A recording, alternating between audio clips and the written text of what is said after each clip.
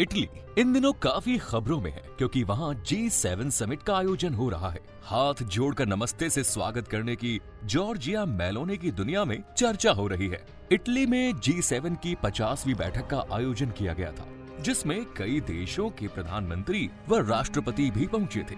आर्थिक व सामाजिक रूप से महत्वपूर्ण यह समूह वैश्विक स्तर पर अपनी विशेष पहचान बनाए हैं। साथ ही अंतर्राष्ट्रीय स्तर पर इसके निर्णयों का भी अहम प्रभाव पड़ता है। भारत की ओर से प्रधानमंत्री नरेंद्र मोदी समूह की बैठक में शामिल होने के लिए इटली पहुंचे थे। क्या आप जानते हैं कि भारत इस समूह का सदस्य है या नहीं? वहीं बैठक का एजेंडा क्या है? यदि नहीं जानते तो इस वीडियो के माध्यम से हम इस बारे में जानेंगे। वीडियो शुरू करने से पहले आपसे अनुरोध है कि आप चैनल को सब्सक्राइब जरूर करें। G7 प्रमुख औद्योगिक देशों का एक समूह है, जिसमें Canada, France, Germany, Italy, Japan, United kingdom और संयुक्त राज्य अमेरिका शामिल है। इस समूह में वो देश शामिल हैं जो आजादी, ह्यूमन राइट्स, डेमोक्रेसी और डेवलपमेंट के सिद्धांत पर चलते हैं। इस वर्ष जर्मनी G7 की अध्यक्षता कर रहा है। तो क्या है G7 का उद्देश्य? हर साल ये समूह शिखर सम्मेलन का आयोजन करता है, जिसके दौरान मानव हितों से संबंधित मुद्दों पर चर्चा की जाती है। इस सम्मेलन में अलग अलग वैश्विक मुद्दों पर चर्चा करते हैं और उसका समाधान ढूंढने का प्रयास करते हैं। अगर इतिहास की बात हो तो G7 की समूह की स्थापना 1975 में हुई और इसी वर्ष इस समूह की पहली बैठक आयोजित भी की गई। अब जानते हैं G7 शिखर सम्मेलन और उसका आउटरीच कार्यक्रम। G7 के मेजबान देश को समूह की वार्षिक शिखर बैठक में भाग लेने के लिए महत्वपूर्ण गैर सदस्य देशों और अंतर्राष्ट्रीय संगठन को आमंत्रित करने का अधिकार है। वे बैठकें जिनमें G7 के सदस्य देश और आमंत्रित गैर सदस्य देश और संगठन भाग लेते हैं, उन्हें आउटरीच सत्र कहा जाता है। इन आउटरीच सत्रों में क्षेत्रीय और अंतर्राष्ट्रीय मुद्दों पर चर्चा की जाती है। G7 आउटरीच सत्र में भारत की भागीदारी। 2003 में G7 आउटरीच सत्र में भाग लेने का निमंत्रण पाने वाले पहले भारतीय प्रधानमंत्री अटल बिहारी वाजपेयी थे। उस समय फ्रांस G7 का मेजबान देश था। प्रधानमंत्री मनमोहन सिंह ने ऐसी 5 बैठकों में भाग लिया। प्रधानमंत्री नरेंद्र मोदी ने 2019, 2021, 2022 और 2023 में G7 आउटरीच सत्र में भाग ले चुके हैं। अमेरिका द्वारा आयोजित होने वाला 2020 का G7 शिखर सम्मेलन कोविड के कारण रद्द कर दिया गया था।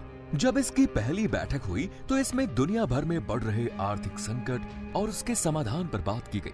1976 में इस ग्रुप से कनाडा जुड़ गया और G7 में तब्दील हो गया। इस ग्रुप से जुड़ी एक सबसे खास बात यह है कि बड़ी अर्थव्यवस्था होने के बावजूद चीन कभी इसका हिस्सा नहीं रहा। G7 के देशों के अलावा दूसरे देशों के प्रतिनिधियों को भी इस सम्मेलन में आमंत्रित किया जाता है। आपको बता दें कि भारत G7 समूह का सदस्य नहीं है, हालांकि भारत को इसकी बैठक में शामिल होने के लिए निमंत्रण भेजा गया था। यही वजह है कि प्रधानमंत्री नरेंद्र मोदी बैठक में शामिल होने के लिए इटली के पुगलिया में पहुंचे। आपको बता दें कि भारत 11वीं बार इसमें शामिल हुआ है, जबकि इटली 7वीं बार इसे होस्ट कर रहा है। इस वक्त जर्मनी के चांसलर ने भारत, अर्जेंटीना, इंडोनेशिया, सेनेगल और साउथ अफ्रीका को सम्मेलन में शामिल होने का न्योता दिया। इसके साथ ही यूक्रेन के राष्ट्रपति व्लादिमीर जेलेंस्की भी वर्चुअल रूप से सम्मेलन में भाग लेंगे। कई इंटरनेशनल ऑर्गेनाइजेशंस जैसे United Nations, world health organisations, world trade organisations, international monetary fund और वर्ल्ड बैंक भी इस सम्मेलन का हिस्सा होंगे। हर साल सम्मेलन खत्म होने के बाद ये बताया जाता है कि किन मुद्दों पर चर्चा हुई और उसका क्या समाधान निकला। प्रधानमंत्री मोदी के इटली पहुंचने से पहले ही वहां की प्रधानमंत्री मेलोनी ने भारत की छाप देखने को मिली। इस दौरान उन्होंने जर्मन चांसलर ओलाफ स्कोल्ज और यूरोपीय आयोग की अध्यक्ष उर्सुला वॉन डेर लेयन का नमस्ते करते हुए स्वागत किया।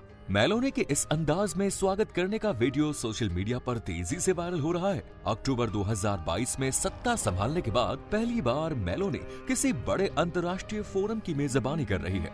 मेलोनी एक इटालियन राजनीतिज्ञ है जो अक्टूबर 2022 से इटली के प्रधानमंत्री के रूप में कार्यरत है। इस पद को संभालने वाली वो पहली महिला है।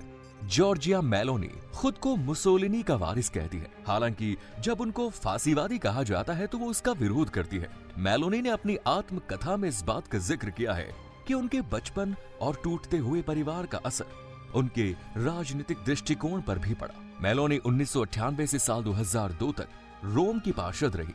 इटली की अपूलिया में G7 शिखर सम्मेलन में शिरकत करने के बाद प्रधानमंत्री मोदी भारत वापस आ चुके हैं। पीएम मोदी ने सम्मेलन के दौरान फ्रांस के राष्ट्रपति इमैनुअल मैक्रो, ब्रिटेन के प्रधानमंत्री ऋषि सुनक के अलावा यूक्रेन के राष्ट्रपति व्लादिमीर ज़ेलेंस्की से बातचीत की। वहीं उन्होंने सम्मेलन में हिस्सा लेते हुए कहा कि भारत आर्टिफिशियल इंटेलिजेंस पर राष्ट्रीय रणनीति तैयार करने वाले पहले कुछ देशों में से एक है। इटली के अपूलिया में G7 शिखर सम्मेलन के आउटरीच सेशन को संबोधित करते हुए पीएम मोदी ने टेक्नोलॉजी में एकाधिकार को समाप्त करने पर जोर दिया।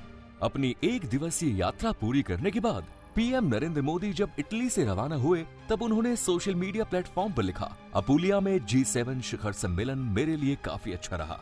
यहाँ विश्व के नेताओं के साथ बातचीत हुई और विभिन्न विषयों पर इस दौरान चर्चा हुई। इटली में पीएम मोदी ने ब्रिटेन के प्रधानमंत्री ऋषि सुनक के साथ साथ फ्रांस के राष्ट्रपति इमैनुअल मैक्रो और पोप फ्रांसिस सहित कई नेताओं के साथ द्विपक्षीय वार्ता भी की। सभी नेताओं ने पीएम मोदी को दी बधाई। लगातार तीसरी बार प्रधानमंत्री का पद संभालने के बाद यह मोदी की पहली विदेश यात्रा है। मोदी से मिलने वाले हर राष्ट्र प्रमुख ने उन्हें तीसरी बार प्रधानमंत्री बनने पर बधाई दी। इटली के शहर अपूलिया में हुई इस मुलाकात से वैश्विक शक्तियों के साथ भारत के रिश्तों की निरंतरता को बनाए रखने और रणनीतिक रिश्तों को मजबूत बनाने के संकेत भी मिले हैं। है कि यह जानकारी आपको पसंद आई होगी दोस्तों। इस वीडियो को लाइक करें और शेयर करें।